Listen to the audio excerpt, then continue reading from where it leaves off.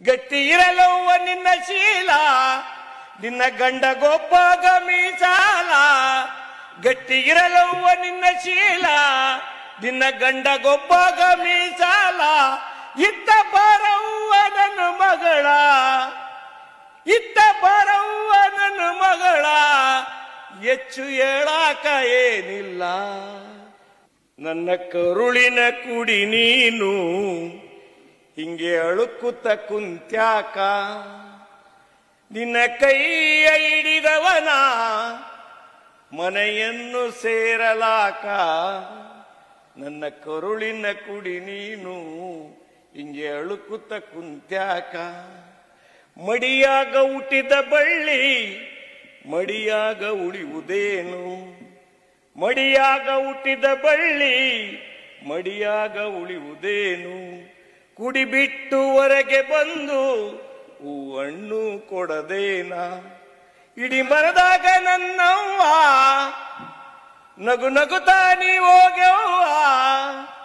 ಇಡೀ ಮರದಾಗ ನನ್ನವ್ವ ನಗು ನಗುತ್ತಾ ಹೋಗವ್ವ. ನಾ ಎಷ್ಟು ದಿನ ಸಾಕ್ಯವ್ವ, ಕಡಿತನಕ ನಿಂಗಂಡವ್ವ. ನನ್ನ ಕರುಳಿನ ಕುಡಿ ನೀನು ಹಿಂಗೆ ಅಳುಕುತ್ತ ಕುಂತ್ಯಾಕ. ನಿನ್ನ ಕೈಯ ಹಿಡಿದವನ ಮನೆಯನ್ನು ಸೇರಲಾಕ. ಹೆಣ್ಣು ಸಣ್ಣಾಕೆ ಇರುವಾಗ ತಂದೆ ತಾಯ ಮಡಿಲಾಗ. ಹೆಣ್ಣು ಸಣ್ಣಾಕೆ ಇರುವಾಗ ತಂದೆ ತಾಯ ಮಡಿಲಾಗ. ನಿನ್ನ ಯೌವನೆಂಬು ಕಾಲ ನಿನ್ನ ಗಂಡನ ಪಾಲಾಗ. ಮುಂದ ಮುಪ್ಪಿನ ಬಾಳಿಗೆ ನಿಂತ ಮಕ್ಕಳ ನೆಳ್ಳಿಗೆ ಈ ಪರತಂತ್ರ ಜನ್ಮವ ಶಿವ ಕೊಟ್ಟಾನ ಎಣ್ಣಿಗೆ. ನನ್ನ ಕರುಳಿನ ಕುಡಿ ನೀನು ಹಿಂಗೆ ಅಳುಕುತ್ತ ಕುಂತ್ಯಾಕ. ನಿನ್ನ ಕೈಯ ಹಿಡಿದವನ ಮನೆಯನ್ನು ಸೇರಲಾಕ. ನನ್ನ ಕರುಳಿನ ಕುಡಿ ನೀನು ಹಿಂಗೆ ಅಳುಕುತ್ತ ಕುಂತ್ಯಾಕ. ನಿನ್ನ ಗಂಡಾಗ ಇರ್ತಾರ ಚಂದ ಸಿರಿವಂತ ಗೆಳೆಯಾರ. ನಿನ್ನ ಗಂಡಾಗ ಇರ್ತಾರ ಚಂದ ಸಿರಿವಂತ ಸ್ನೇಹಿತಾರ. ನಿನ್ನ ಚೆಲುವ ರೂಪ ನೋಡಿ ಮೋಹಿಸಿ ಬಿಟ್ಟಾರ. ಗಟ್ಟಿ ಇರಲವ್ವ ನಿನ್ನ ಶೀಲ, ನಿನ್ನ ಗಂಡ ಗೊಬ್ಬಗ ಮೀಸಾಲ. ಗಟ್ಟಿ ಇರಲವ್ವ ನಿನ್ನ ಶೀಲ, ನಿನ್ನ ಗಂಡ ಗೊಬ್ಬಗ ಮೀಸಾಲ. ಇತ್ತ ಬರವ್ವ ನನ್ನ ಮಗಳ, ಇತ್ತ ಬರವ್ವ ನನ್ನ ಮಗಳ. ಹೆಚ್ಚು ಹೇಳಾಕ ಏನಿಲ್ಲ, ನನ್ನ ಕರುಳಿನ ಕುಡಿ ನೀನು ಹಿಂಗೆ ಅಳುಕುತ್ತ ಕುಂತ್ಯಾಕ. ನಿನ್ನ ಕೈಯ ಹಿಡಿದವನ ಮನೆಯನ್ನು ಸೇರಲಾಕ. ನನ್ನ ಕರುಳಿನ ಕುಡಿ ನೀನು ಹಿಂಗೆ ಅಳುಕುತ್ತ ಕುಂತ್ಯಾಕ. ಹೋಗಿ ಬಾ ಮಗಳೇ, ಹೋಗಿ ಬಾ ಮಗಳೇ. Thank you. ಉತ್ತರ ಕರ್ನಾಟಕದಲ್ಲಿ ಒಂದು ಜಾನಪದದೊಂದು ಹಾಡಿದೆ. ಆಮೇಲೆ ಆಡಕತ್ತಿ ಮುಗಿದ ಅದಕ್ಕೆ ಹೇಳ್ಬಿಡ್ತೀವಿ ಮಧ್ಯದಲ್ಲಿ ಎಲ್ಲ ಬೋರ್ ಆಗಿದೆ. ಅದಕ್ಕೆ ತಂದೆ ತಾಯಿಗಳು ಯಾವ ರೀತಿ ಹೆಣ್ಣು ಮಗಳಿಗೆ ಬುದ್ಧಿ ಹೇಳ್ತಾರೆ ಅನ್ನೋ ವಿಚಾರದಲ್ಲಿ ಆಮೇಲೆ ಆಮೇಲೆ ಆಮೇಲೆ ಆಮೇಲೆ ಪರ್ಮಿಷನ್ ಕೊಡಲ್ಲ, ಕೊಡ್ತೀನಿ. ಆಮೇಲೆ ಇನ್ಯಾವತ್ತೂ ಕೇಳಲ್ಲ. ಏಯ್ ಕುತ್ಕೋ ಸುಮ್ಮನೆ ಸಾಕು ಮಾತಾಡ.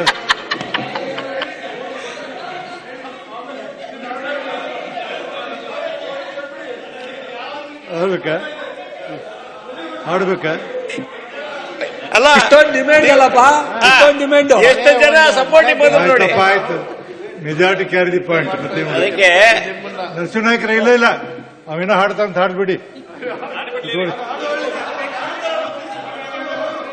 ಆಮೇಲೆ ಏಯ್ ಕೇಳಿದ್ರೆ ಮೇಕೆ ಈ ಒತ್ತಡ ಖಿನ್ನತೆ ಬಗ್ಗೆ ಎಲ್ಲ ಮಾತನಾಡುವಾಗ ಮಧ್ಯದಲ್ಲಿ ಏನು ಕುಕ್ಕರ್ನ ಒಂದು ಬಿಸಿಲಿದ್ದಾಗೆ ಆ ಒತ್ತಡವನ್ನೆಲ್ಲ ಅವ್ರು ರಿಲೀಸ್ ಮಾಡ್ತಾರೆ. ಎಲ್ಲ ತುಂಬಾ ಒತ್ತಡದಲ್ಲಿದ್ದಾರೆ.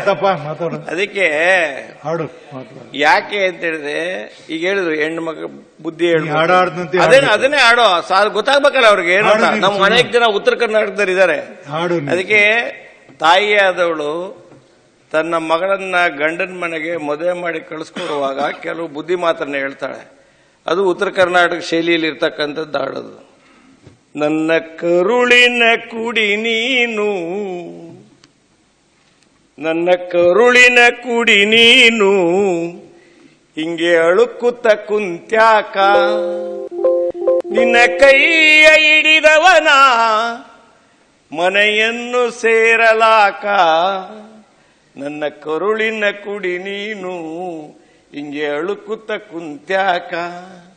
ಮಡಿಯಾಗ ಹುಟ್ಟಿದ ಬಳ್ಳಿ ಮಡಿಯಾಗ ಉಳಿಯುವುದೇನು, ಮಡಿಯಾಗ ಹುಟ್ಟಿದ ಬಳ್ಳಿ ಮಡಿಯಾಗ ಉಳಿಯುವುದೇನು, ಕುಡಿಬಿಟ್ಟು ಹೊರಗೆ ಬಂದು ಹಣ್ಣು ಕೊಡದೇನ, ಇಡೀ ಮರದಾಗ ನನ್ನವ್ವ ನಗು ನಗುತ್ತಾ ನೀ ಹೋಗ್ಯವ್ವ, ಇಡೀ ಮನದಾಗ ನನ್ನವ್ವ ನಗು ನಗುತ್ತಾ ಹೋಗವ್ವ, ನಾ ಎಷ್ಟು ದಿನ ಸಾಕ್ಯವ್ವ ಕಡಿತನಕ ನಿಂಗಂಡವ್ವ, ನನ್ನ ಕರುಳಿನ ಕುಡಿ ನೀನು, ಹಿಂಗೆ ಅಳುಕುತ್ತ ಕುಂತ್ಯಾಕ, ನಿನ್ನ ಕೈಯ ಹಿಡಿದವನ ಮನೆಯನ್ನು ಸೇರಲಾಕ.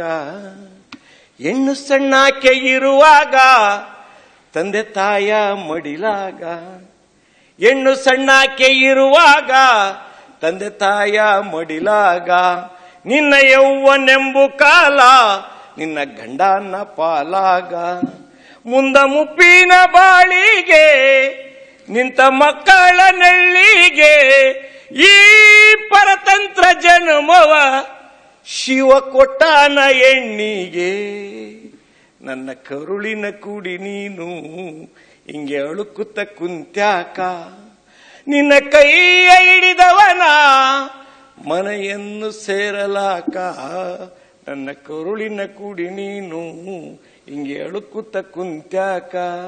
ನಿನ್ನ ಗಂಡಾಗ ಇರ್ತಾರ ಚಂದ ಸಿರಿವಂತ ಗೆಳೆಯಾರ, ನಿನ್ನ ಗಂಡಾಗ ಇರ್ತಾರ ಚಂದ ಸಿರಿವಂತ ಸ್ನೇಹಿತಾರ, ನಿನ್ನ ಚೆಲುವ ರೂಪ ನೋಡಿ ಮೋಗಿಸಿ ಬಿಟ್ಟಾರ, ಗಟ್ಟಿ ಇರಲವ್ವ ನಿನ್ನ ಶೀಲ ನಿನ್ನ ಗಂಡ ಗೊಬ್ಬಾಗ ಮೀಸಾಲ, ಗಟ್ಟಿ ಇರಲವ್ವ ನಿನ್ನ ಶೀಲ ನಿನ್ನ ಗಂಡ ಗೊಬ್ಬಾಗ ಮೀಸಾಲ, ಇತ್ತ ಬರವ್ವ ನನ್ನ ಮಗಳ, ಇತ್ತ ಬರವ್ವ ನನ್ನ ಮಗಳ, ಹೆಚ್ಚು ಹೇಳಾಕ ಏನಿಲ್ಲ, ನನ್ನ ಕರುಳಿನ ಕುಡಿ ನೀನು, ಹಿಂಗೆ ಅಳುಕುತ್ತ ಕುಂತ್ಯಾಕ, ನಿನ್ನ ಕೈಯ ಹಿಡಿದವನ ಮನೆಯನ್ನು ಸೇರಲಾಕ, ನನ್ನ ಕರುಳಿನ ಕುಡಿ ನೀನು, ಹಿಂಗೆ ಅಳುಕುತ್ತ ಕುಂತ್ಯಾಕ. ಹೋಗಿ ಬಾ ಮಗಳೇ, ಹೋಗಿ ಬಾ ಮಗಳೇ. Thank you.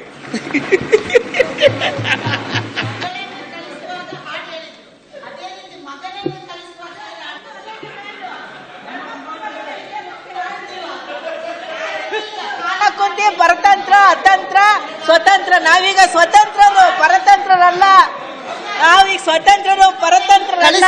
ಹೇಗೆ ಹೇಳ್ಬೇಕಂತ ಹೇಳಿದಾಗೆ ಗಂಡು ಮಕ್ಕಳು ಸಹ ಹೇಗೆ ಇರ್ಬೇಕಂತ ಹೇಳ್ಬೇಕಲ್ಲ ತಾಯಿ, ಅದ್ರ ಕೊರತೆ ಈ ಹದಿಹರೆಯದ ವಯಸ್ಸಿನಲ್ಲಿ ನಡೆಯುತ್ತೆ.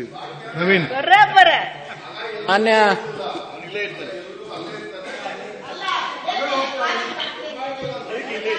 ವೈಫು ಅಂತ ಆಡಿನಂಗಿರ್ತದೆ ಅಂತ. ಮಾನ್ಯ ಸಭಾಪತಿಗಳೇ, ಅತ್ಯಂತ ಪ್ರಮುಖವಾದ ವಿಷಯದ ಬಗ್ಗೆ ಇವತ್ತು ಮೇಲ್ಮನೆ ಮಾತು ಹೇಳ್ತಾರೆ. ಮೇಲ್ಮನೆ ಇವತ್ತು ಅತ್ಯಂತ ಇವಾಗಿನ ಕಾಲ ಹೇಳಿ ಒಂದು ನಿಮಿಷ ಮತ್ತೆ ತಪ್ಪು ಹೋಗ್ಬಾರ್ದು. ಮೊನ್ನೊಬ್ಬ ಸ್ವಾಮಿಗಳು ಕಾರ್ಯಕ್ರಮಕ್ಕೆ ಹೋಗಿದ್ದೆ ನಾನು. ನೀವು ಹೇಳಿದ್ರಿ ಹೆಣ್ಮಗಳು ಇವಾಗಿನ ಏನ್ ಮಗಳನ್ನ ಕಳಿಸ್ತಿರ್ತಾರಲ್ಲ ಬಹಳ ಅಳ್ತಿರ್ತಾಳಂತಕಿ. ಇವಾಗಿನ ಹೆಣ್ಮಗಳ ಅಂದ್ರೆ ಈಗ ತಮ್ಮ ಮಕ್ಳು ಹೆಣ್ಮಕ್ಳು ಕಳಿಸುವಾಗ ಅಳ್ತಿರ್ತಾಳಂತ. ಹೆಣ್ಮಗಳು ಹೇಳ್ತಾಳಂತಕ್ಕೆ ಹೋಗಾಕಿ ಗಂಡನ ಮನೆಗೆ, ಅವ ಅಳಬೇಡ, ನಾವು ಹೋಗಿ 2-3 ತಿಂಗಳ ಬೇರೆ ಮನೆ ಮಾಡ್ತೀನಿ ಬಂದಿರಾಕೈತಿ. ಇದಕ್ಕೆ ಪೂರಕವಾಗಿ ಮೊನ್ನೆ ಟಿವಿಯಲ್ಲಿ ತೋರಿಸ್ತಾ ಇದ್ರು ಸಭಾಪತಿ ಅವರೇ, ನಾಳೆಲ್ಲ ಸ್ವಾಮಿಗಳು ಹೇಳಿದ್ರು ಮದುವೆ ಆಗಿ ಇದಕ್ಕೆ ಪೂರಕವಾಗಿ ಆರೋಪ ಅಲ್ಲ ಹೇಳಿದೆ. ಇದಕ್ಕೆ ಪೂರಕವಾಗಿ ಮೊನ್ನೆ ಟಿವಿಯಲ್ಲಿ ತೋರಿಸ್ತಾ ನಾ ಇದ್ರು. ಹೇಳಿನ ತಿಳಿದ ಅದಕ್ಕೆ ಸ್ವಾಮಿಗಳು ಹೇಳ್ತೇವೆ ನಾನು. ಮದುವೆ ಆಗಿ ಗಂಡು ಸೈಲೆಂಟ್ ಆಗಿ ನಡ್ಕೊಂಡು ಹೋದ್ರೆ ಬ್ಯಾಂಡ್ ಸೆಟ್ ಅಲ್ಲಿ ಕುಣ್ಕೊಂಡು ಹೋಗ್ತಾ ಇದ್ಲು. ಎಲ್ಲ ಸೋಷಿಯಲ್ ಮೀಡಿಯಾದಲ್ಲಿ ಇದೆ ನೋಡಿ. ನಾ ಪೂರ್ಣಿಮಾ ಹಾಗಾಗಿ ಈಗಿನ ಹೇಳ್ತೀನಿ. ಪರಿಸ್ಥಿತಿ ಹಾಗಾಗಿದೆ ಅಕ್ಕ. ಪೂರ್ಣಿಮಾಗೆ ಹೇಳ್ತೀನಿ. ಮಾನ್ಯ ಸಭಾಪತಿಗಳೇ, ಅತ್ಯಂತ ಒಂದು ಪ್ರಮುಖವಾದಂಥ ವಿಷಯದ ಬಗ್ಗೆ ಮೇಲ್ಮನೆ ಇವತ್ತು ಎಲ್ಲ ಸದಸ್ಯರು ಚರ್ಚೆಯಲ್ಲಿ ಭಾಗವಹಿಸಿರುವಂಥದ್ದು. ಅಭಿವೃದ್ಧಿ ಹೊಂದುತ್ತಿರುವಂತ ರಾಷ್ಟ್ರಗಳಿಗೆ ಬರುವಂತ ಏನಾದರೂ ಒಂದು ಬ್ಯಾಗೇಜ್ ಇದೆ ಅಂತಂದ್ರೆ ಇಲ್ಲಿ ಪಟ್ಟಿ ಮಾಡಿರುವಂತ ಸಮಸ್ಯೆಗಳು. ಇದು ಭಾರತಕ್ಕೆ ಅಥವಾ ನಮ್ಮ ಮಧ್ಯದಲ್ಲಿ ಇದೆಲ್ಲವೂ ಕೂಡ ಈ ರೀತಿ ಹದಿಹರೆಯದ ಮಕ್ಕಳಲ್ಲಿ ಬರುವಂತ ಸಮಸ್ಯೆಗಳನ್ನು ನಾವು ಇವತ್ತು ನಮ್ಮ ಕಣ್ಮುಂದೆ ನಾವು ನೋಡ್ತಾ ಇದ್ರೆ, ಏನು ಆರ್ಥಿಕವಾಗಿ ಸದೃಢವಾಗಿದ್ದಂತ ದೇಶಗಳು, ಅದು ಯುರೋಪ್ನಲ್ಲಿರುವಂತ ದೇಶಗಳಾಗಿರ್ಬೋದು ಅಥವಾ ಅಮೆರಿಕ ಇತ್ಯಾದಿ ದೇಶಗಳಲ್ಲಿ ಕಳೆದ ಹಲವಾರು ದಶಕಗಳ ಹಿಂದೆನೇ ಈ ಸಮಸ್ಯೆಗಳನ್ನು ಅವರು ಎದುರಿಸುವಂತ ಕೆಲಸ ಆಯಿತು. ಅದಕ್ಕೆ ನೀವು ಬೇರೆ ಬೇರೆ ಸಂಸ್ಕೃತಿ ಅಂತ ಕರೆದ್ರೂ ಕೂಡ ಅಲ್ಲಿ ಅತಿಯಾದಂತ ಏನು ಮಕ್ಕಳಿಗೆ ಆ ಸಂದರ್ಭದಲ್ಲಿ ಕೊಟ್ಟಂತ ಒಂದು ಫ್ರೀಡಮ್ ಇರ್ಬೋದು, ಅಥವಾ ತಾವು ಮಾಡ್ತಾ ಇರುವಂತದ್ದು ಎಲ್ಲವೂ ಕೂಡ ಸರಿ ಇದೆ ಅನ್ನೋಂಥ ರೀತಿಯಲ್ಲಿ ಅವರಿಗೆ ಶಕ್ತಿ ಕೊಡುವಂತ ಕಾನೂನು ಇರ್ಬೋದು, ಮುಂದೆ ಅದು ಎಷ್ಟು ಮಾರಕ ಆಗುತ್ತೆ ಅನ್ನುವಂಥದ್ದು ಆ ದೇಶಗಳು ತದನಂತರ ಬಹಳ ಸಮಯ ಆದ ನಂತರ ಅದನ್ನು ಅರ್ಥ ಮಾಡ್ಕೊಂಡಿದೆ. ಬಹುಶಃ ಈ ರೀತಿಯಾದಂಥ ಚರ್ಚೆ ಸರ್ಕಾರವಾಗಿ ಯಾವ ರೀತಿ ಈ ಸಮಸ್ಯೆಗೆ ಪರಿಹಾರ ಕಂಡುಹಿಡ್ಕೋಬಹುದು ಅನ್ನೋಂಥದಕ್ಕೆ ಒಂದು ನಾಂದಿ ಆಡುವಂತ ಕೆಲಸ ಇವತ್ತು ಆಗಿದೆ ಅಂತ ನಾನು ಭಾವಿಸ್ತೇನೆ. ಮಾನ್ಯ ಸಭಾಪತಿಗಳೇ, ಇಲ್ಲಿ 10 ವಿಷಯಗಳನ್ನ ಪಟ್ಟಿ ಮಾಡಿದ್ದಾರೆ. ನಾನು 10 ಕೂಡ ಓದೋದಕ್ಕೆ ಹೋಗೋದಿಲ್ಲ, ಯಾಕಂದ್ರೆ ಎಲ್ಲ ಇದೆ ಕಣ್ಮುಂದೆ. ಈ 10ರಲ್ಲಿ 5 ಸಮಸ್ಯೆಗಳಿಗೆ ಪ್ರಾರಂಭ ಆಗುವಂಥದ್ದು ಎಲ್ಲಿ ಅಂತಂದ್ರೆ ಮನೆಯಿಂದಾನೆ. ಮನೆಯಲ್ಲೇ 5 ಸಮಸ್ಯೆಗಳಿಗೆ ಒಂದು ಮಗುವಿನ ಮನಸ್ಸಿನಲ್ಲಿ ಈ 5 ವಿಷಯಗಳನ್ನ ಬಿತ್ತುವಂತ ಕೆಲಸವನ್ನ ಮಾಡ್ತಾರೆ. ಅದು ವಿಶೇಷವಾಗಿ ಇವತ್ತಿನ ಸಂದರ್ಭದಲ್ಲಿ ಏನು ನ್ಯೂಕ್ಲಿಯರ್ ಫ್ಯಾಮಿಲೀಸ್ ಅನ್ನುವಂತ ಕಾನ್ಸೆಪ್ಟ್ ಬಂದ್ಬಿಟ್ಟಿದೆ. ತಂದೆ, ತಾಯಿ ಮತ್ತು ಒಂದು ಮಗು, ಆ 3 ಜನರು ಆ ನ್ಯೂಕ್ಲಿಯರ್ ಫ್ಯಾಮಿಲಿಯ ಸದಸ್ಯರು. ಆ ನ್ಯೂಕ್ಲಿಯರ್ ಫ್ಯಾಮಿಲಿಯಲ್ಲಿರುವಂತವರು ಆ 3 ಜನ ತಮ್ಮ ಒಳಗಡೆ ಒಂದು ಅಂತರ್ಯುದ್ಧ ನಡೆಸ್ತಾ ಇರ್ತಾರೆ. ತಂದೆ ತನ್ನದೇ ಆದಂತ ಜಗತ್ತಿನಲ್ಲಿ, ತಾಯಿ ತನ್ನದೇ ಆದಂತ ರೀತಿಯಲ್ಲಿ, ಅವರಿಬ್ಬರನ್ನು ನೋಡಿ ಬೆಳೆಯುವಂತ ಮಗು, ಅದು ಕೂಡ ಒಂದು ದ್ವಂದ್ವ ರೀತಿಯಾದಂತ ಒಂದು ಮಾನಸಿಕ ತುಮುಲದ ಹೋರಾಟದ ಮಧ್ಯೆ ಅದು ಬೆಳೀತಾ ಬರುತ್ತೆ. ಹಿಂದೆ ಇತ್ತು, ನಮ್ಮ ಹಿರಿಯರು ಹೇಳ್ತಾ ಇದ್ರು, ಆಸ್ತಿ ಮಾಡಬೇಡಿ, ಮಕ್ಕಳನ್ನೇ ಆಸ್ತಿಯನ್ನಾಗಿ ಮಾಡಿ ಅಂತೇಳಿ. ಆದರೆ ಇವತ್ತು ಅದು ಯಥಾವತ್ತಾಗಿ ವಿರುದ್ಧದ ರೀತಿಯಲ್ಲಿ ನಡೀತಾ ಇರೋಂತ ನಾವು ನೋಡಿದ್ದೇವೆ. ಮಕ್ಕಳು ಬೀದಿಗೆ ಬಂದರೂ ಪರವಾಗಿಲ್ಲ, ನಾವು ಮೆಟೀರಿಯಲ್ ಕಂಫರ್ಟ್ ಅನ್ನ ಎಷ್ಟು ಮಾಡ್ಕೋಬೇಕು ಅನ್ನೋಂಥದ್ರ ಬಗ್ಗೆ ಹೆಚ್ಚಿನ ಒಲವು ಕೊಡುವಂಥದ್ದು ಇವತ್ತು ಆಗಿದೆ. ಹಿಂದೆ ಭಾರತೀಯ ಪರಂಪರೆ ಮತ್ತು ಸಂಸ್ಕೃತಿ ಯಾವ ರೀತಿ ಇತ್ತು ಅಂತಂದ್ರೆ, ಒಟ್ಟು ಕುಟುಂಬದಲ್ಲಿ ಇರುವಂತದ್ರಲ್ಲಿ ತಂದೆ ತಾಯಿ ತನ್ನ ಮಗುಗೆ ಏನು ಹೇಳಕ್ ಆಗ್ಲಿಲ್ಲ ಅಂದ್ರೂ ಕೂಡ ಮನೆಯಲ್ಲಿ ಯಾರು ಒಬ್ರು ದೊಡ್ಡವರು, ಚಿಕ್ಕಪ್ಪನೋ ದೊಡ್ಡಪ್ಪನೋ, ಅವರಿಗೆ ಸರಿ ದಾರಿಗೆ ಬರುವಂತ ಬುದ್ಧಿವಾದದ ಮಾತುಗಳನ್ನು ಹೇಳ್ತಾ ಇದ್ರು. ಇವತ್ತು ಪರಿಸ್ಥಿತಿ ಹೇಗಾಗಿದೆ ಅಂತಂದ್ರೆ, ಶಾಲೆಯಲ್ಲೂ ಕೂಡ ಮಕ್ಕಳಿಗೆ ಏನು ಕೂಡ ಶಿಕ್ಷೆ ಕೊಡುವಂತದ್ದಿಲ್ಲ. ನಾನು ಮೊನ್ನೆ ಯಾವ್ದೋ ಟಿವಿಯಲ್ಲಿ ನೋಡ್ತಾ ಇದ್ದೆ, ಶಾಲೆ ಮುಂದೆ ಪ್ರತಿಭಟನೆ ಮಾಡಿದಾರೆ ಹೋಗಿ, ನಮ್ಮ ಮಗುಗೆ ಏನೋ ಬೈದ್ರಿ ಅಥವಾ ನೀವು ಪರ್ಮಿಷನ್ ಕೊಡ್ತಾ ಇದ್ದೀರಾ ಅಂತ. ಅಂದ್ರೆ ಈ ರೀತಿಯಾದಂತ ಒಂದು ಪರಿಸ್ಥಿತಿಗೆ ಇವತ್ತು ಸಮಾಜ ಹೋಗ್ತಾ ಇದೆ. ಸುಪ್ರೀಂ ಕೋರ್ಟ್ ರೂಲಿಂಗ್ ಐತೆ, ಅದು ಕೊಡಬಾರ್ದಂತೆ ಮಕ್ಕಳಿಗೆ. ಹಾಗಾಗಿ ಹಿಂದೆ ಶಿಕ್ಷಣಕ್ಕೆ ಕಡಿಮೆ ಒತ್ತು ಕೊಡ್ತಾ ಇದ್ರು, ಸಂಸ್ಕಾರಕ್ಕೆ ಹೆಚ್ಚು ಒತ್ತು ಕೊಡ್ತಾ ಇದ್ರು. ಇವತ್ತೇನಾಗಿದೆ, ಶಿಕ್ಷಣಕ್ಕೆ ಹೆಚ್ಚು ಒತ್ತು ಕೊಡ್ತಾ ಇದ್ದಾರೆ. ಮಕ್ಕಳು ಶಿಕ್ಷಣದಲ್ಲಿ ಹೈಯೆಸ್ಟ್ ಆಗ್ಬೇಕು, ಎಲ್ಲರಿಗಿಂತ ಜಾಸ್ತಿ ಬುದ್ಧಿವಂತರಾಗಬೇಕು, ಎಲ್ಲರಿಗಿಂತ ಜಾಸ್ತಿ ತಿಳ್ಕೊಂಡಿರ್ಬೇಕು, ತಾನು ಯಾರು ಸಾಧನೆ ಮಾಡ್ದಲೇ ಇರೋಂಥದ್ದನ್ನು ಸಾಧಿಸಬೇಕು ಅನ್ನೋಂತ ರ್ಯಾಟ್ ರೇಸಿಗೆ ಮಕ್ಕಳನ್ನ ದೂಡುವಂತ ಕೆಲಸವನ್ನ ತಂದೆ ತಾಯಿಗಳು ಮಾಡ್ತಾ ಇದ್ದಾರೆ. ಆದ್ರೆ ಅದನ್ನ ಮಾಡ್ತಾ ಸಂಸ್ಕಾರವನ್ನ ಕಡಿಮೆ ಮಾಡುವಂತ ಕೆಲಸ ಆಗಿದೆ. ನಾನು ಒಂದು ಸಣ್ಣ ಕಥೆಯನ್ನ ತಮಗೆ ಈ ಸಂದರ್ಭದಲ್ಲಿ ಹೇಳಕ್ ಇಚ್ಛೆ ಪಡ್ತೇನೆ. ಒಬ್ಬ ಬಹಳ ದೊಡ್ಡ ಕ್ರಿಮಿನಲ್, ಆತನಿಗೆ ಶಿಕ್ಷೆ ಆಗುತ್ತೆ, ಜೈಲಿಗೆ ಹೋಗ್ತಾನೆ. ತದನಂತರ ಆತನಿಗೆ ಮರಣದಂಡನೆ ಆಗುವಂತ ಆದೇಶ ಕೋರ್ಟ್ನಿಂದ ಬರುತ್ತೆ. ಮರಣದಂಡನೆ ಗಲ್ಲಿಗೇರಿಸೋ ದಿನನೂ ಕೂಡ ನಿಶ್ಚಯ ಆಗುತ್ತೆ. ಕೊನೆ ಆಸೆ ಏನು ಅಂತ ತಾಯಿ ಹತ್ರ ಮಾತಾಡಬೇಕು ಅಂತ ಅವನು ಅಭಿಲಾಷೆಯನ್ನ, ಕೊನೆ ಆಸೆಯನ್ನ ವ್ಯಕ್ತಪಡಿಸ್ತಾನೆ. ಪೊಲೀಸರು ತಾಯಿಯನ್ನ ಕರ್ಕೊಂಡ್ಬಂದು ಮಗನ ಎದುರುಗಡೆ ಕೂರಿಸಿದಾಗ ಮಗ ತಾಯಿಗೆ ಹೇಳ್ತಾನೆ, ನಾನು ಇವತ್ತು ಏನಾದ್ರೂ ಈ ಸ್ಥಿತಿಯಲ್ಲಿದ್ದು ಇವತ್ತು ನೇಣಗಂಬದಲ್ಲಿ ಇವತ್ತು ನಾನು ನನ್ನ ಪ್ರಾಣ ಹೋಗ್ತಾ ಇದೆ ಅಂತಂದ್ರೆ ನೀನೇ ಕಾರಣ ಅಂತೇಳಿ ತಾಯಿಗೆ ಹೇಳ್ತಾನೆ. ಅದಕ್ಕೆ ತಾಯಿ ಕೇಳ್ತಾಳೆ, ನಾನೇನ್ ಮಾಡಿದೆ ಅಂತ. ನಾನು ಚಿಕ್ಕವನಿದ್ದಾಗ ಒಂದು ರಬ್ಬರ್ ಅನ್ನ ಪೆನ್ಸಿಲ್ ಅನ್ನ ಕತ್ಕೊಂಬಂದಾಗ ಮನೆಗೆ ನಾನು ತಂದೆ, ಅದು ನಿನಗೆ ಗೊತ್ತಾಯ್ತು, ನಿನ್ ಗಮನಕ್ಕೂ ಬಂತು, ನಂದಲ್ಲ ಯಾರ್ದೋ ಬೇರೆಯವ್ರದ್ದು ನನ್ನ ಕೈಯಲ್ಲಿ ಬಂದಿದೆ ಅಂತ.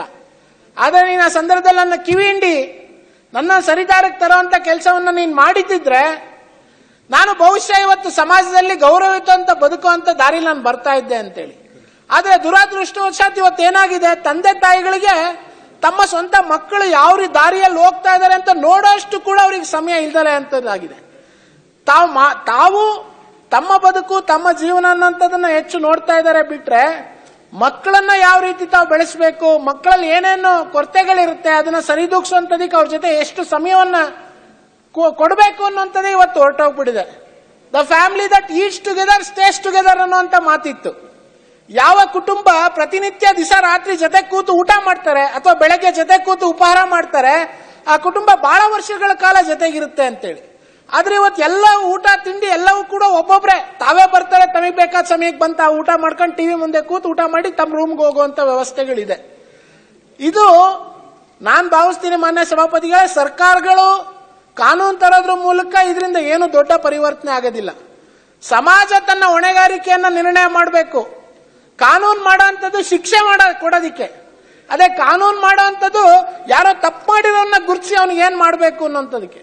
ಆದ್ರೆ ಇದರ ಬಹುಪಾಲು ಜವಾಬ್ದಾರಿ ಇರುವಂತದ್ದು ಯಾರಿಗೆ ಅಂತಂದ್ರೆ ಒಂದು ಪೋಷಕರಿಗೆ, ತದನಂತರ ಸಮಾಜಕ್ಕೆ, ತದನಂತರ ತಾನು ತನ್ನ ಸುತ್ತಲೂ ಇರುವಂತಹ ಸ್ನೇಹಿತರನ್ನ ಗುರುತಿಸುವಂತ ಜವಾಬ್ದಾರಿಗಳೇನಿರುತ್ತೆ ಇದೆಲ್ಲವೂ ಕೂಡ ಒಂದು ಚೈನ್ ರಿಯಾಕ್ಷನ್ ಇದ್ದ ರೀತಿಯಲ್ಲಿ. ಒಂದು ಹುಡುಗ ಅಥವಾ ಒಂದು ಹುಡುಗಿ ಏಕಾಏಕಿ ಒಂದು ದಿವಸದಲ್ಲಿ ದಾರಿ ತಪ್ಪದಿಲ್ಲ. ದಾರಿ ತಪ್ಪಬೇಕು ಅಥವಾ ಈ ರೀತಿಯಾದಂತ ಮದ್ಯ ವ್ಯಸನ, ಸೈಬರ್ ವ್ಯಸನ, ಈ ರೀತಿಯಾದಂತ ಅನೇಕ ನಾವಿಲ್ಲೇನು ಸಾಮಾಜಿಕ ಪಿಡುಗಳನ್ನು ಪಟ್ಟಿ ಮಾಡಿದೀವಿ, ಒಂದು ನೈಟ್ ನಲ್ಲಿ ಅಥವಾ ಒಂದು ದಿವಸದಲ್ಲಿ ಈ ರೀತಿಯಾದಂತ ದಾರಿಗೆ ಹೋಗಕ್ಕೆ ಸಾಧ್ಯ ಇಲ್ಲ. ನಾನು ಒಂದು ಒಳ್ಳೆ ಉದಾಹರಣೆ ಅಂತ ತಮಗೆ ಕೊಡೋದಕ್ಕೆ ಇಚ್ಛೆ ಪಡ್ತೀನಿ ಮಾನ್ಯ ಸಭಾಪತಿಗಳೇ. ಪ್ರಜ್ಞಾನಂದ ಅನ್ನುವಂತ ಒಬ್ಬ ಚೆಸ್ ಚಾಂಪಿಯನ್, ವಿಶ್ವಕ್ಕೆ ಚೆಸ್ ಚಾಂಪಿಯನ್ ಆಗಿರುವಂತ ಪ್ರಜ್ಞಾನಂದ್, ಆಕೆ ತಾಯಿ ಇವತ್ತು ಕೂಡ ಪ್ರಾರಂಭ ದಿನ ಚೆಸ್ಸಿಗೆ ಅವನ್ನ ಕರ್ಕೊಂಡು ಹೋದಾಗ ಹೇಗೆ ಜೊತೆಗೆ ಹೋಗ್ತಾ ಇದ್ರು, ಇವತ್ತು ಅಂತಾರಾಷ್ಟ್ರೀಯ ಟೂರ್ನಮೆಂಟ್ಗಳು ಕೂಡ ಆಕೆ ಇವತ್ತು ಜೊತೆಗೆ ಹೋಗಿ ಆತನ ಹಿಂದೆ ನಿಂತು ಆತ ಎಲ್ಲೂ ಕೂಡ ಮುಂದೆ ಬರೋದಿಲ್ಲ. ಆಕೆ ಒಂದ್ ರೀತಿ ಶ್ಯಾಡೋ ರೀತಿಯಲ್ಲಿ ಜೊತೆಗಿದ್ದು ಕೆಲಸ ಮಾಡ್ತಾರೆ. ಆದ್ರೆ ಇವತ್ತೇನಾಗಿದೆ ಸಮಾಜದಲ್ಲಿ, ನನ್ನ ಮಕ್ಕಳು ಎಲ್ಲರಿಗಿಂತ ಚೆನ್ನಾಗಿರುವಂತ ಮೊಬೈಲ್ ತಗೋಬೇಕು, ನನ್ನ ಮಕ್ಕಳು ಎಲ್ಲರಿಗಿಂತ ಚೆನ್ನಾಗಿರೋ ಬಟ್ಟೆ ಹಾಕ್ಬೇಕು, ಎಲ್ಲವೂ ಕೂಡ ಕಾಂಪಿಟೇಷನ್, ಎಲ್ಲವೂ ಕೂಡ ಮೆಟೀರಿಯಲಿಸ್ಟಿಕ್ ಕಾಂಪಿಟೇಷನ್ ಇವತ್ತು ತಂದೆ ತಾಯಿಗಳು ತಮ್ಮ ಮಕ್ಕಳನ್ನು ಹುಡ್ತಾ ಇದ್ದಾರೆ. ಸಿಟಿಯಲ್ಲಿ ಆಗ್ತಾ ಇರೋಂಥದನ್ನ ಹಳ್ಳಿಯಲ್ಲಿ ಫಾಲೋ ಮಾಡ್ತಾ ಇದ್ದಾರೆ. ಆಮೇಲೆ ಮಾನ್ಯ ಸಭಾಪತಿಗಳೇ, ನಾನು ಬಹಳ ಬೇಸರಿಂದ ಹೇಳಬೇಕು, ಸಾಮಾಜಿಕ ಜಾಲತಾಣಗಳಲ್ಲಾಗಿರ್ಬೋದು, ಮಾಧ್ಯಮಗಳಂದ್ರೆ ಚಿತ್ರಗಳಲ್ಲಾಗಿರ್ಬೋದು, ಏನಾಗಿದೆ ಅಂತಂದ್ರೆ ಇವತ್ತು ಸಮಾಜದಲ್ಲಿ ಏನ್ ನೆಗೆಟಿವ್ ಇದೆ ಅದನ್ನ ಗ್ಲೋರಿಫೈ ಮಾಡುವಂತ ಕೆಲಸ ಮಾಡ್ತಾರೆ. ಇವತ್ತು ಉದಾಹರಣೆಗೆ ನಾವು ಇಲ್ಲಿ ಇಷ್ಟೊಂದು ಜನ ಕೂತು ಈ ವಿಷಯದ ಬಗ್ಗೆ ಚರ್ಚೆ ಮಾಡ್ತಾ ಇದೀವಿ.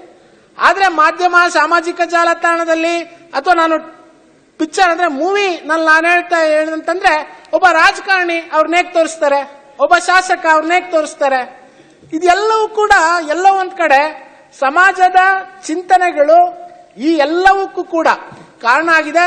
ನಾನು ನಮ್ಮ ಶಾಲಾ ಶಿಕ್ಷಣ ಸಚಿವರು ಬಹುತೇಕ ಸರ್ಕಾರದಿಂದ ಅವರೇ ಇದಕ್ಕೆ ಉತ್ತರ ಕೊಡ್ತಾರೆ ಅಂತ ನನ್ನ ನಿರೀಕ್ಷೆ ಇದೆ. ಒಂದು ನಾವು ಪ್ರಯತ್ನವನ್ನ ಮಾಡಬಹುದು. ಹಿಂದೆ ಮಾರಲ್ ಸೈನ್ಸ್ ಅನ್ನುವಂತ ಪೀರಿಯಡ್ ಇರ್ತಾ ಇತ್ತು. ನಾವು ನೀವೆಲ್ಲ ಓದ್ತಾ ಇರೋಂಥ ಸಂದರ್ಭದಲ್ಲಿ ಮಧ್ಯಾಹ್ನ ಮಾರಲ್ ಸೈನ್ಸ್ ಮತ್ತು ವರ್ಕ್ ಎಕ್ಸ್ಪೀರಿಯನ್ಸ್ ಅನ್ನುವಂತ 2 ತರಗತಿಗಳು ಇರ್ತಾ ಇತ್ತು. ಸರ್ಕಾರಿ ಶಾಲೆಗಳಲ್ಲೂ ಕೂಡ ಅದಿತ್ತು. ಏನಂತಂದ್ರೆ ಶಿಕ್ಷಣದ ಜೊತೆಗೆ ಬೇರೆ ಬೇರೆ ನೀತಿಕತೆಗಳು, ಗುಂಪು ಆಟಗಳನ್ನು ಆಡುವಂಥದ್ದು, ಒಂದ್ ರೀತಿ ಸಹಬಾಳ್ವೆ ಮಾಡುವಂಥದ್ದು ಯಾವ ರೀತಿ ಅನ್ನುವಂಥದ್ದು ಕಲಿಸುವಂತ ಕೆಲಸ. ಇವತ್ತು ನಮ್ಮಲ್ಲಿ ಏನಾಗಿದೆ, ಇವತ್ತು ಸೈಕಾಲಜಿ ಒಂದ್ ಕಡೆ, ಫಿಸಿಯಾಲಜಿ ಒಂದ್ ಕಡೆ. ಇವತ್ತು ನಾವು ಹೆಚ್ಚು ಗಮನ ಕೊಡಬೇಕಾದ್ರೆ ಚೈಲ್ಡ್ ಸೈಕಾಲಜಿ ಬಗ್ಗೆ. ಆ ಸೈಕಾಲಜಿಯನ್ನು ಸರಿ ಮಾಡೋದಕ್ಕೆ ಏನಾದ್ರೂ ನಾವು ಕೌನ್ಸಿಲರ್ಸ್ ಗಳನ್ನ ಶಾಲೆ ಮಟ್ಟದಲ್ಲಿ ನಾವು ಅಲ್ಲೇ ಶಿಕ್ಷಕರಿಗೆ ಒಂದು ಸ್ವಲ್ಪ ತರಬೇತಿಯನ್ನ ಕೊಟ್ಟು ಮಕ್ಕಳು ದಾರಿ ತಪ್ತಾ ಇದ್ದಾರೆ ಅನ್ನೋಂಥದ್ದು ಗೊತ್ತಾದ ತಕ್ಷಣ ತಂದೆ, ತಾಯಿ ಮತ್ತು ಮಗು ಇವ್ರ ಜೊತೆ ಕೂತು ಅವರನ್ನ ಸರಿದಾರಿಗೆ ತರುವಂತದಕ್ಕೆ ಏನ್ ಮಾಡಬೇಕು, ಇದ್ರ ಬಗ್ಗೆ ಒಂದ್ ಸ್ವಲ್ಪ ಸರ್ಕಾರ ಗಮನ ಕೊಡಬಹುದಾ ಅನ್ನೋಂಥದ್ದು ಒಂದು ನೋಡ್ಬೇಕು. ಇನ್ನೊಂದು ಆಸ್ ಎ ಗವರ್ಮೆಂಟ್ ನೋಡಪ್ಪ, ಆಸ್ ಎ ಗವರ್ಮೆಂಟ್ ನಾವು ಹೊಣೆಗಾರಿಕೆಯಲ್ಲಿ ಇಡೀ ಸಮಾಜವನ್ನ ಒಗ್ಗೂಡಿಸ್ಕೊಂಡು ಮಾಡುವಂತದ್ದು ಏನಾದ್ರು ಕಾರ್ಯಕ್ರಮಗಳನ್ನ ತರಬಹುದಾ? ಈಗ ಎಷ್ಟೋ ಜನ ಕೌನ್ಸಿಲರ್ಸ್, ಅಕಾಡೆಮಿಕ್ ಕೌನ್ಸಿಲರ್ಸ್ ಆಗಿ, ಸೋಷಿಯಲ್ ಕೌನ್ಸಿಲರ್ಸ್ ಆಗಿ ಸಾಕಷ್ಟು ಸಹಕಾರ ಮಾಡ್ತಾರೆ. ಮಾನ್ಯ ಸಭಾಪತಿಗಳೇ, ನಾನು ತಮ್ಮ ಮೂಲಕ ತಮ್ಮ ಈ ಸದನದ ಗಮನಕ್ಕೆ ತರ್ತೇನೆ. ನಾನು 10 ವರ್ಷಗಳ ಕಾಲ ಕೌನ್ಸಿಲರ್ ಆಗಿ ಕೆಲಸ ಮಾಡಿದ್ದೀನಿ, ಹೆಲ್ತ್ ಕೌನ್ಸಿಲರ್ ಆಗಿ ಕೆಲಸ ಮಾಡಿದ್ದೀನಿ. ಯಾಕಂದ್ರೆ ನಾನೊಬ್ಬ ಜುವೆನೈಲ್ ಡಯಾಬಿಟಿಕ್. ನಾನು 13 ವರ್ಷ ಇದ್ದಾಗಲೇ ನನಗೆ ಡಯಾಬಿಟಿಸ್ ಬಂತು. ಬೇರೆಯವ್ರಿಗೆ ಚಿಕ್ಕ ಮಕ್ಕಳಿಗೆ ಬಂದಾಗ ಅವ್ರ ತಂದೆ ತಾಯಿಗಳ ಜೊತೆ ಕೂತು, ಅವ್ರ ಮಕ್ಕಳ ಜೊತೆ ಕೂತು, ನಾನು ದೊಡ್ಡ ಆಸ್ಪತ್ರೆಗಳಿಂದ ನನಗೆ ಫೋನ್ ಮಾಡೋರು, ಅವ್ರ ಜೊತೆ ಕೂತು ನಾನು ಕೌನ್ಸಿಲರ್ ಆಗಿ ಅವರು ಪ್ರಾರಂಭದಲ್ಲಿ ಏನು ಅವ್ರಿಗೆ ಮನಸ್ಸಲ್ಲಿ ಬಹಳಷ್ಟು ಸಂಕಷ್ಟಗಳಿರುತ್ತೆ ಅದನ್ನು ಸರಿಪಡಿಸುವಂತದಕ್ಕೆ ಕೌನ್ಸಿಲರ್ ಆಗಿ ಕೆಲಸ ಮಾಡಿದ್ದೇನೆ. ಈ ರೀತಿ ಸಮಾಜದಲ್ಲಿ ಇರೋಂಥವ್ರನ್ನ ಕರೆದು ಕೂರಿಸಿ ಚರ್ಚೆ ಮಾಡಿ ಅವರಿಗೆ ಕೌನ್ಸಿಲರ್ ಪೊಸಿಷನ್, ಅದು ಪೇಡ್ ಪೊಸಿಷನ್ ಆಗಿರೋಂಥ ಅವಶ್ಯಕತೆ ಇಲ್ಲ, ವಾಲಂಟರಿಯ ಪೊಸಿಷನ್ಗಳನ್ನ ಕೊಡುವಂತದಕ್ಕೆ ಸರ್ಕಾರ ಏನಾದರೂ ಕ್ರಮಗಳನ್ನ ರೂಪಿಸಿ ಅದರ ಮೂಲಕ ಈ ನ್ಯೂನತೆಗಳಲ್ಲಿ, ಈ ಸಮಸ್ಯೆಗಳನ್ನ ಪರಿಹರಿಸುವಂತ ನಿಟ್ಟಿನಲ್ಲಿ ಸರ್ಕಾರ ಪ್ರಯತ್ನ ಮಾಡಬಹುದಾ ಅನ್ನುವಂಥ ತಾವು ಆಲೋಚನೆ ಮಾಡಿ ಅದಕ್ಕೆ ಒಂದು ನೀತಿಯನ್ನು ಕೂಡ ರೂಪಿಸುವಂತ ಕೆಲಸ ತಾವು ಮಾಡಿದ್ರೆ ಈ ಚರ್ಚೆಗೂ ಕೂಡ ಒಂದು ಒಳ್ಳೆ ಉತ್ತಮವಾದಂತ ಒಂದು ಮುಂದಿನ ದಿನಗಳಲ್ಲಿ ನಮ್ಮ ಏನು ಮುಂದಿನ ಪೀಳಿಗೆಯನ್ನು ನಾವು ಗಟ್ಟಿಯಾದಂತ ರೀತಿಯಲ್ಲಿ ಇವತ್ತು ಮುಂದೆ ತಗೊಂಡು ಹೋಗುವಂತ ಒಂದು ಜವಾಬ್ದಾರಿ ನಮ್ಮೆಲ್ಲರ ಮೇಲೆ ಇದೆ. ಅದು ಈ ಸದನದ ಮೂಲಕ ಸರ್ಕಾರ ಪ್ರಯತ್ನ. ಹೆಚ್ಚಿನ ವಿಡಿಯೋಗಳಿಗೆ ಪ್ರತಿಧ್ವನಿ ಯೂಟ್ಯೂಬ್ ಚಾನೆಲ್ ಸಬ್ಸ್ಕ್ರೈಬ್ ಮಾಡಿ, ಬೆಲ್ ಐಕಾನ್ ಕ್ಲಿಕ್ ಮಾಡಿ.